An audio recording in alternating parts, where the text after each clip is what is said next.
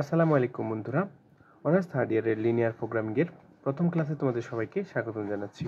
আজকে আমরা চ্যাপ্টার 1 অর্থাৎ কনভেক্স সেটস অ্যান্ড রিলেটেড থিওরিমের 1.1 অর্থাৎ লাইন সেগমেন্ট নিয়ে আলোচনা করব। তো চলো বন্ধুরা আমরা জেনে নিই যে লাইন সেগমেন্ট বলতে কি বোঝায় আসলে। এখানে দেখো বলা হয়েছে line segment for any two points x and y in Rn, the set u such that u equal lambda x plus 1 minus lambda into y, where lambda greater or equal 0 and lesser or equal 1 is called the line segment joining the points x and y. অর্থাৎ Rn স্পেসের মধ্যে x এবং y যদি দুইটা বিন্দু হয় তখন u such that u equal lambda x plus 1 minus lambda into y এই সেটটাকে তখন আমরা বলবো লাইন সেগমেন্ট।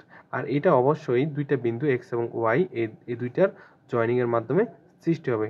এর জন্য বলা হয়েছে এই একটা set is called the line segment joining the points x and y। এক্ষেত্রে x এবং y টাকে ইন পয়েন্ট বলা হবে।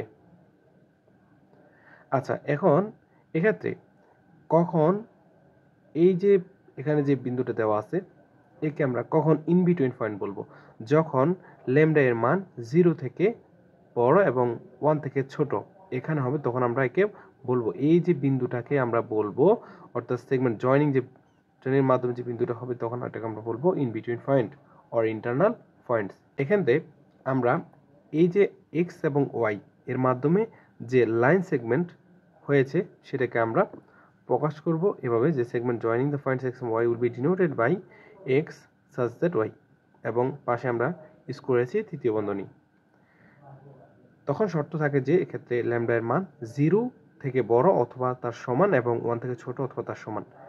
কিন্তু যখন ল্যামডা এর মান 0 থেকে বড় এবং 1 থেকে ছোট হয় তখন আমরা একে বলবো ওপেন লাইন সেগমেন্ট।